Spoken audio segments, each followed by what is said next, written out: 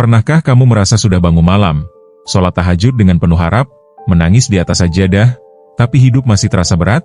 Rezeki seret, usaha macet, masalah datang bertubi-tubi. Kamu mulai bertanya-tanya, ya Allah, bukankah Engkau janjikan keajaiban dalam tahajud? Tapi bagaimana jika ternyata ada 5 kebiasaan yang diam-diam menutup pintu rezeki, bahkan setelah tahajud? Hari ini, mari kita buka satu persatu tabirnya, dan kita mulai dari yang pertama. Ini adalah kisah nyata, bisa jadi kisahmu juga. Bismillah walhamdulillah, jika video ini muncul di beranda kamu, ini adalah petunjuk dari Allah kepadamu.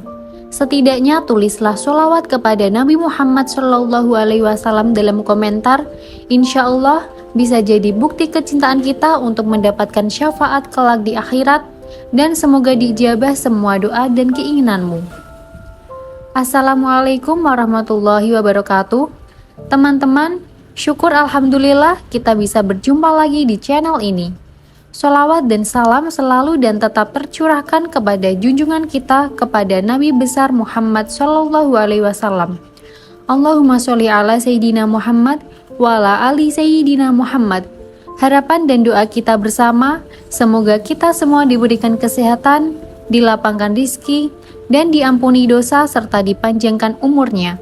Amin ya robbal alamin. Namanya Rehan, 34 tahun, adalah seorang laki-laki biasa yang luar biasa dalam niat. Ia tak punya gelar tinggi, tapi punya harapan tinggi. Ia tidak bekerja kantoran, tapi sejak 2 tahun terakhir, ia membuka usaha kecil-kecilan, jualan madu dan herbal sunnah secara online. Rehan bukan orang yang malas. Ia bangun sebelum subuh, bukan hanya untuk tahajud, tapi juga mengirimkan testimoni ke pelanggan, memperbaiki copywriting, dan merapikan foto produk. Ia yakin, tahajud adalah kunci rezeki. Maka sejak 1 tahun lalu, ia istiqomah tahajud setiap malam. Tak peduli hujan, flu, bahkan ketika orderan sepi, ia tetap sujud, berharap Allah melihat perjuangannya. Tapi ada satu yang mengganjal. Setiap kali selesai tahajud, Rehan merasa semangat. Tapi siang harinya, rezeki tak kunjung datang. Pesanan makin menurun. Dana makin tipis. Apa yang salah? Aku tahajud loh, ya Allah, batinnya berkecamuk.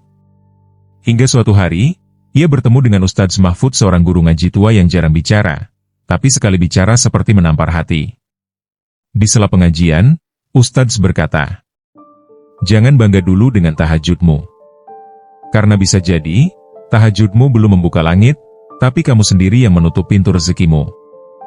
Rehan tertegun. Apa maksudnya, Ustadz? Kebiasaan pertama, suka mengeluh di hadapan manusia. Ustadz Mahfud tersenyum lalu berkata, "Anak muda, engkau sudah mengetuk pintu langit dengan tahajud. Tapi di siang hari, engkau rusak sendiri harapan itu dengan keluhanmu." Rehan kebingungan.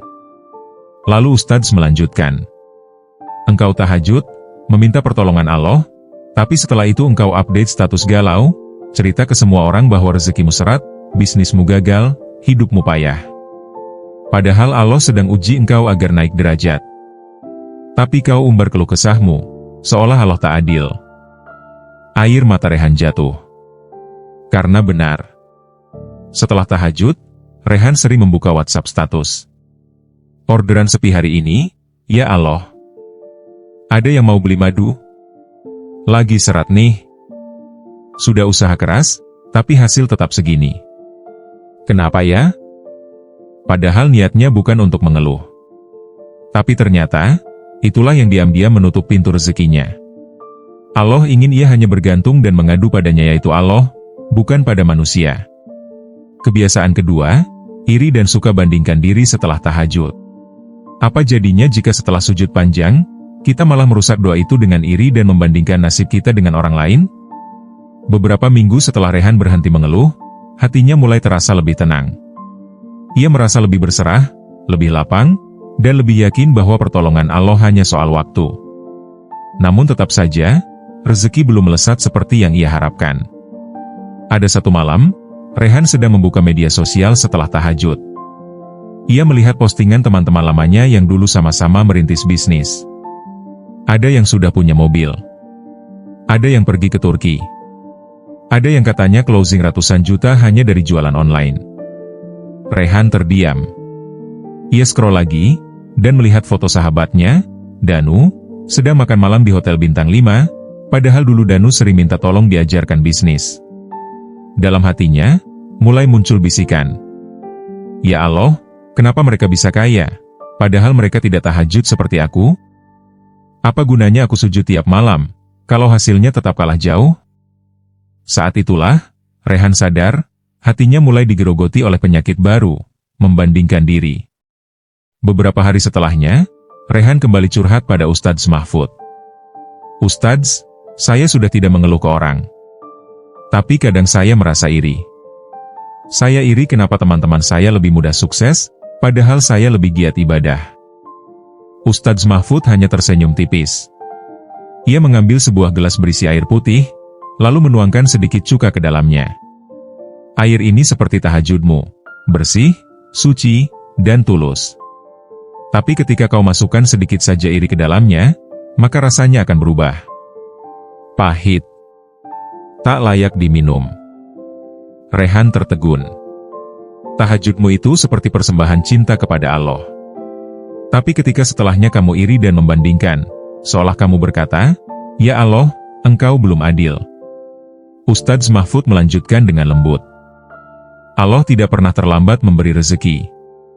Tapi manusia sering terburu-buru membandingkan takdirnya dengan takdir orang lain, padahal belum tentu rezeki orang itu membawa berkah. Bisa jadi justru rezeki yang belum datang padamu sedang disiapkan untuk kebaikan yang lebih besar. Malam itu Rehan menangis dalam sujud. Bukan karena hidupnya sulit, tapi karena hatinya sempit. Ia baru sadar, betapa sering ia membandingkan nasibnya dengan orang lain yang bahkan belum tentu ia tahu isi hidup mereka.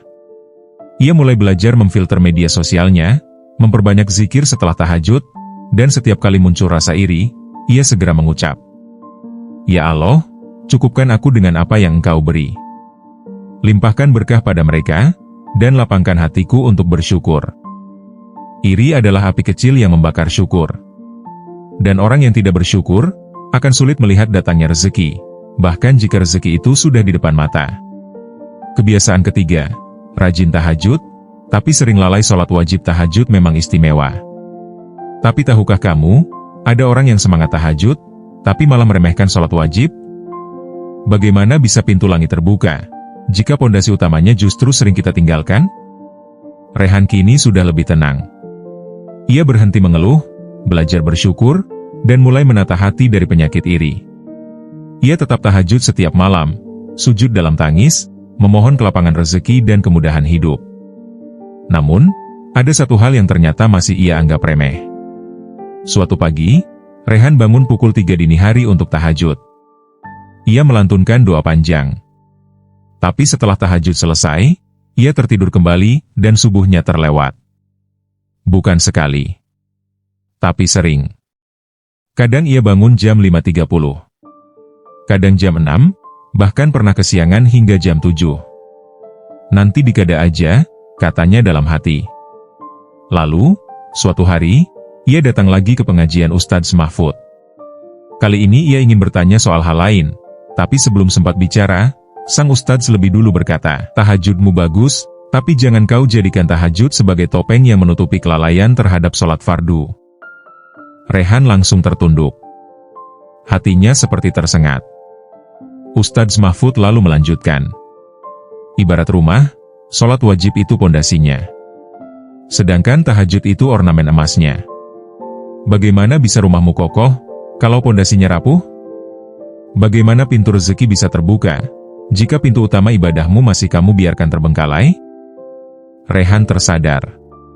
Ia selama ini terlalu sibuk memperindah amalan sunnah, tapi kadang meremehkan yang wajib. Sholat zuhur sering ditunda karena sibuk packing. Asyar kadang ketinggalan karena kelelahan. Dan subuh, sering lewat karena ketiduran usai tahajud. Ironis. Ia ingin rezeki dari langit, tapi tidak menjaga perintah paling dasar dari Allah. Malam itu, setelah tahajud, Rehan tidak langsung tidur. Ia duduk, mengambil mushaf, dan membaca perlahan surat Maryam, ayat yang menusuk hatinya. Maka datanglah setelah mereka pengganti, yang buruk, yang menyia-nyiakan sholat dan memperturutkan hawa nafsu. Maka mereka akan menemui kesesatan. Surat Maryam ayat 59. Rehan menangis. Karena ia tahu, jangan-jangan rezekinya tersendat bukan karena kurang doa, tapi karena ia meremehkan ketaatan yang paling dasar, sholat 5 waktu. Sejak malam itu, Rehan mulai mengubah jadwal harian. Ia pasang alarm 2 kali, 1 untuk tahajud, 1 untuk subuh. Ia siapkan waktu untuk zuhur meski sedang sibuk. Ia mulai mencatat waktu sholat di buku kerjanya, menjadikannya prioritas, bukan sisipan. Dan yang paling penting, ia tidak lagi merasa cukup hanya dengan sholat malam. Ia sadar, Allah tidak menerima persembahan sunnah dari hamba yang masih lalai terhadap yang wajib. Amalan yang paling dicintai Allah adalah sholat pada waktunya. Hadis riwayat Bukhari dan Muslim. Tahajud adalah ibadah para wali. Tapi sholat fardu adalah ujian keimanan paling nyata. Karena Allah tidak menilai seberapa panjang sujud malam kita, jika kita masih menunda-nunda perintahnya di siang hari. Kebiasaan keempat, masih memakan harta yang tidak bersih. Apa jadinya jika tahajud sudah kuat, sholat fardu sudah rapi, tapi kita masih menyimpan harta dari jalan yang tidak halal? Rezeki pun enggan menetap, karena keberkahan tak bisa berdampingan dengan kecurangan. Hidup Rehan perlahan mulai berubah. Ia tak lagi mengeluh, berhenti membandingkan nasib, dan mulai menjaga sholat 5 waktunya dengan sungguh-sungguh. Usahanya perlahan menanjak. Pelanggan mulai berdatangan. Bahkan ada satu toko oleh-oleh yang ingin menjual produk madu miliknya secara konsinyasi. Namun, suatu malam, setelah tahajud, Rehan merasa gelisah. Padahal hari itu cukup banyak pesanan. Uangnya pun sudah cukup untuk bayar sewa ruko kecil yang sudah lama ia incar. Tapi ada suara kecil di hatinya yang berbisik. Apa semua uang yang kamu dapat itu sudah bersih? Rehan tertegun. Ia mulai mengingat-ingat kembali, ternyata masih ada beberapa hal yang sering ia anggap sepele. Ia kadang memalsukan testimoni agar produk tampak lebih meyakinkan. Ia pernah mengganti label kadaluarsa madu karena sisa stok belum habis.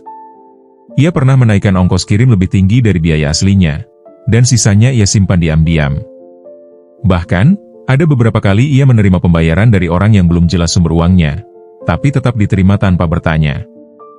Rehan mengira itu semua hal kecil, bagian dari strategi dagang.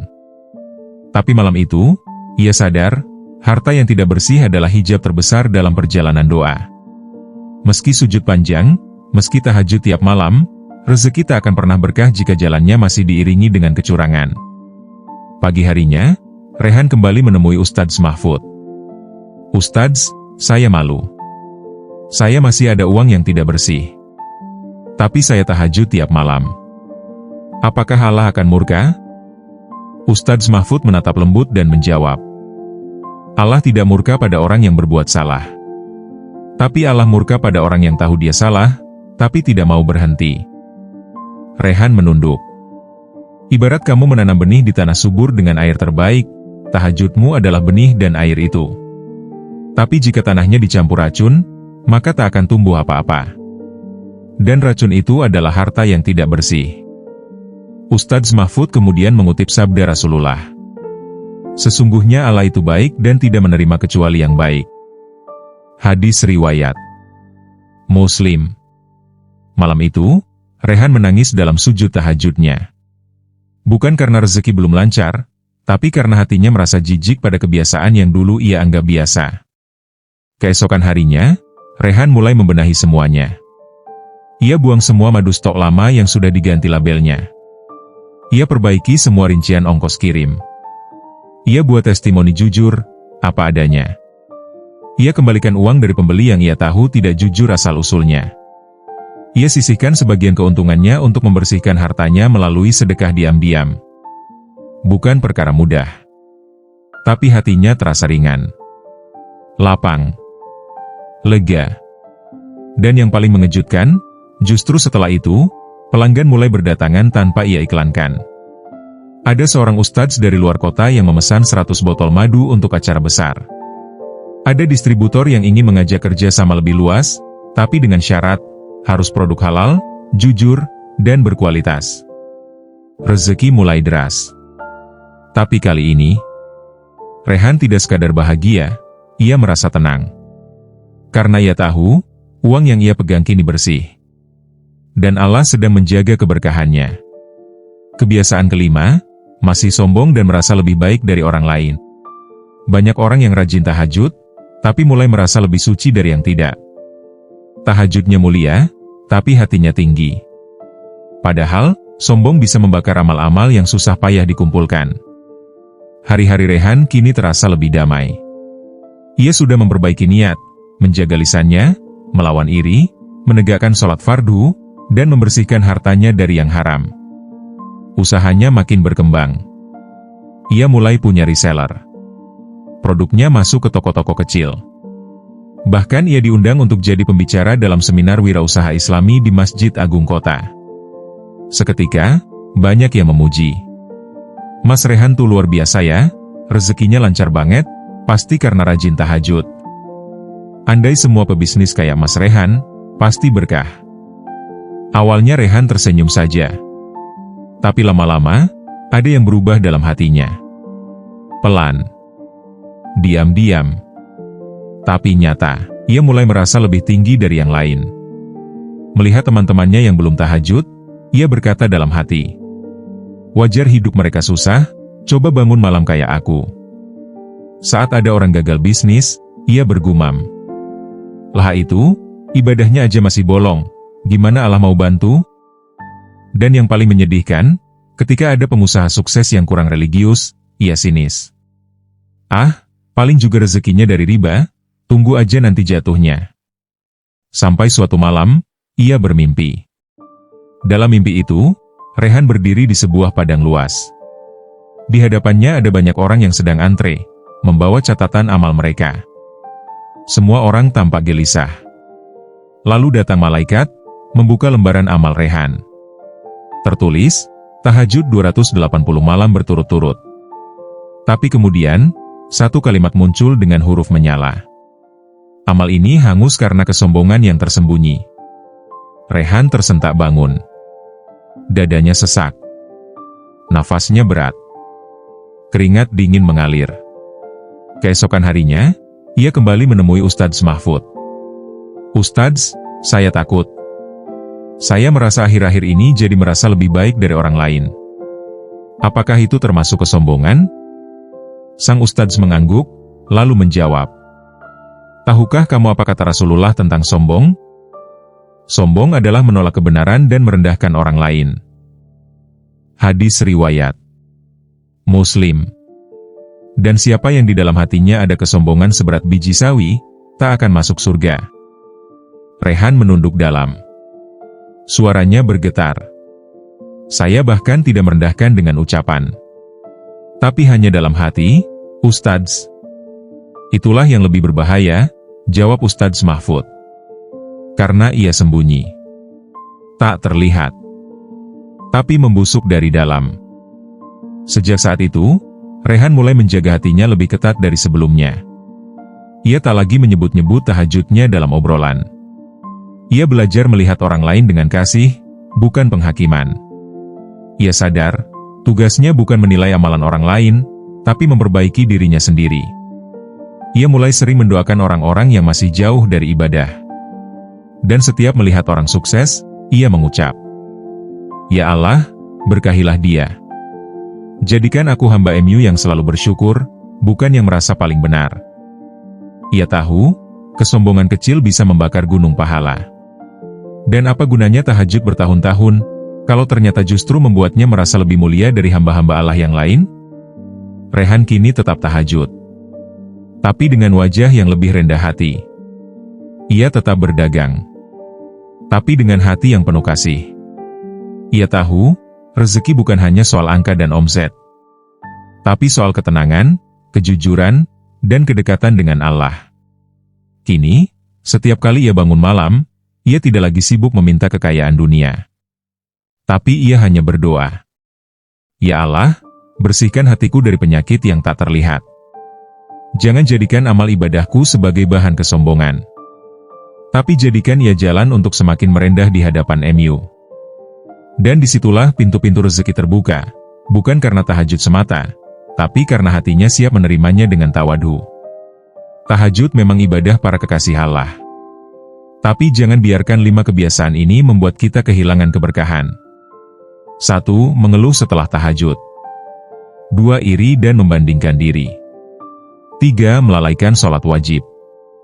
4. Memakan harta tidak bersih. 5. Merasa lebih suci dari orang lain. Semoga Allah menjadikan kita hamba yang bukan hanya rajin berdoa, tapi juga membersihkan hati, menjaga akhlak, dan menata amal. Assalamualaikum warahmatullahi wabarakatuh.